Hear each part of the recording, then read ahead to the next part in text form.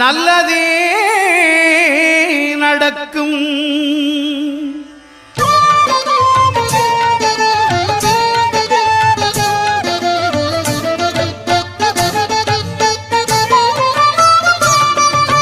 9 கோளும் ஒன்றாய் காண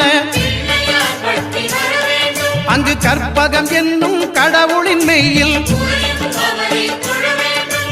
9 கோளும் ஒன்றாய் காண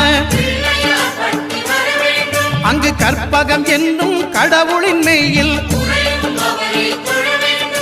சூரியன் முதலாய் 9 கிரகமும் பலவித குணங்களை கொண்டிருக்கும். எங்கள் கற்பக தருவில் அவை வரும்போது ஒன்றாய் சேர்ந்து பலனளிக்கும்.